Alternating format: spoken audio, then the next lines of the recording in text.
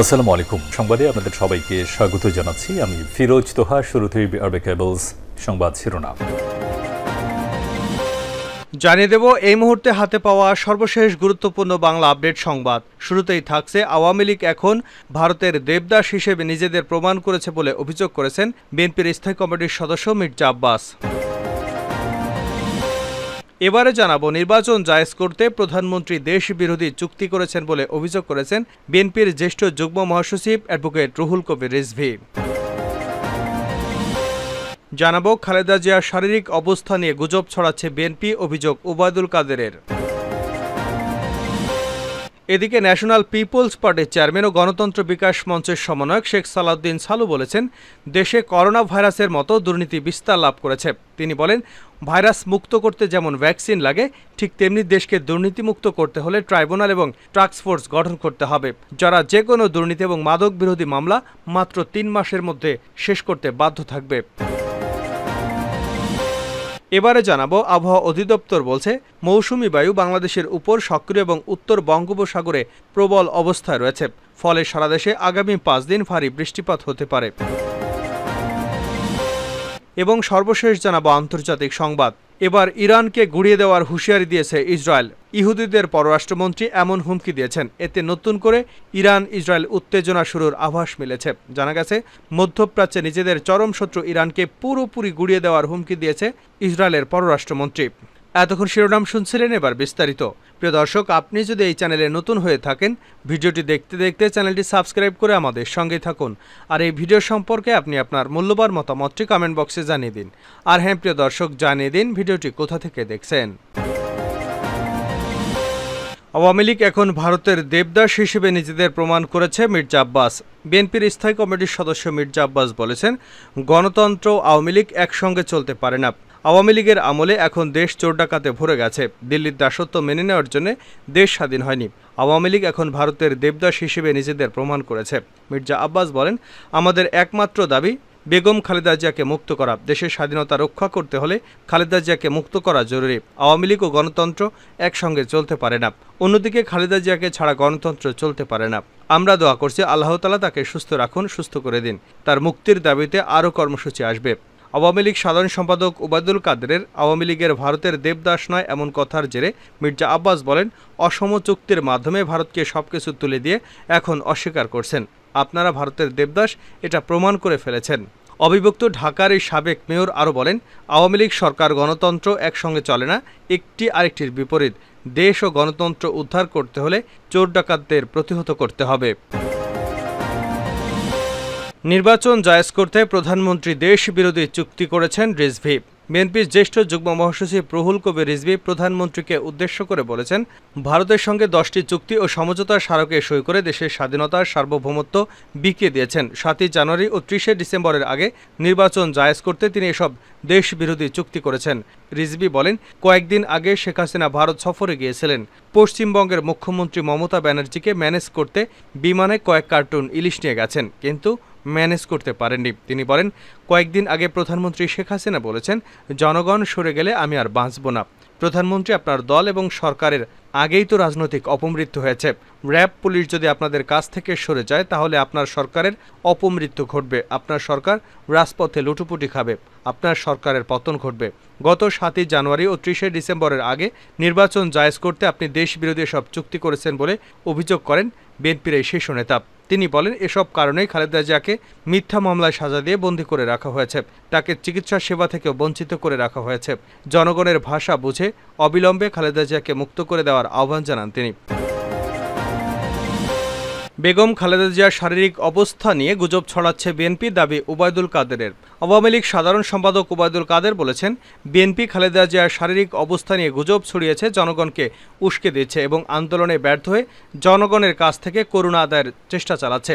রবিবার আওয়ামী লীগের দপ্তর সম্পাদক বিপ্লব বড়ুয়া সই করা এক বিবৃতিতে এসব কথা বলেন তিনি।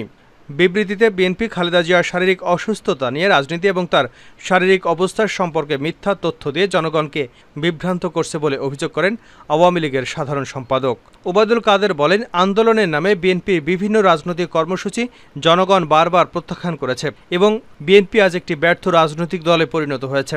এখন তাদের তথাকথিত আন্দোলনের বিষয়ে দুর্নীতির দায়ে সাজাপ্রাপ্ত অসুস্থ নেত্রী বেগম খালেদা জিয়া। তিনি আরও বলেন, খালেদা জিয়া দণ্ডপ্রাপ্ত আসামি হওয়ার পরও প্রধানমন্ত্রী শেখ হাসিনা তাকে নিজ বাসায় থেকে দেশের সর্বাধুনিক বেসরকারি হাসপাতালে চিকিৎসা গ্রহণের সুযোগ করে দিয়েছেন।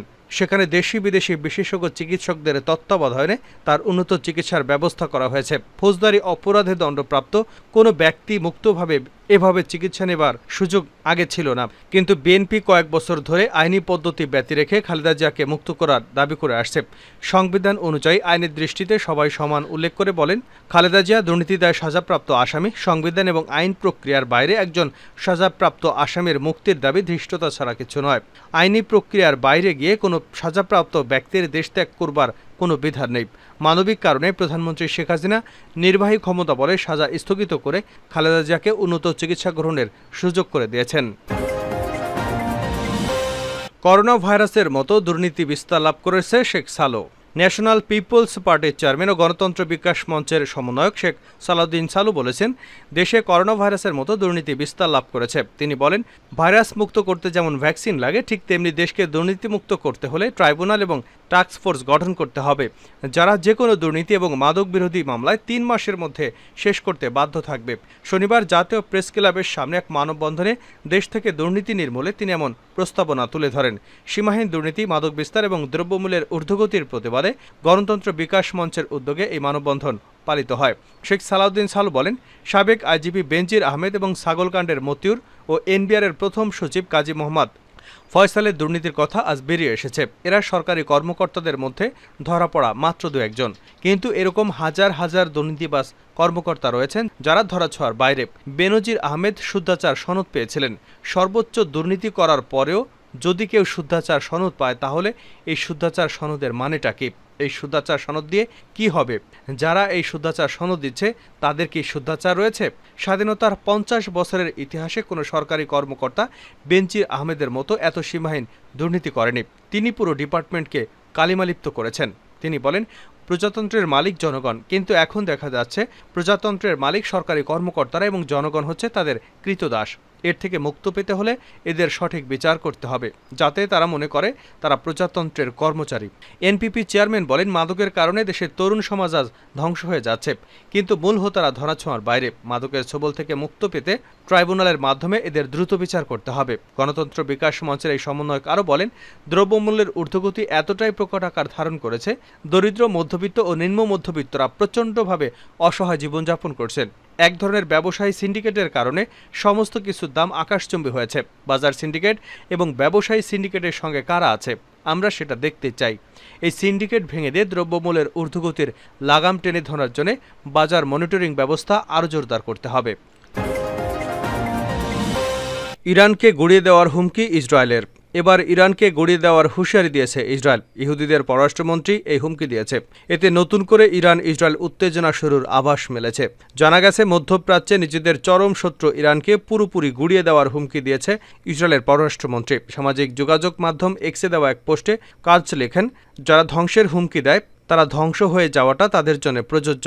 লেবাননের প্রতিরোধ যোদ্ধারা যদি ইসরায়েলে হামলা চালানো বন্ধ না করে এবং সীমান্ত থেকে সরে না যায়, তাহলে তাদের বিরুদ্ধে পূর্ণ শক্তি প্রয়োগের হুমকি দিয়েছে ইসরায়েলের পররাষ্ট্রমন্ত্রী। জাতিসংঘ ইরানের মিশন শুক্রবার জানায়, ইসরায়েল যদি লেবাননে পূর্ণমাত্রায় সামরিক আগ্রাসন শুরু করে, তাহলে মাটির সঙ্গে মিশিয়ে দেওয়ার এক যুদ্ধ শুরু হবে।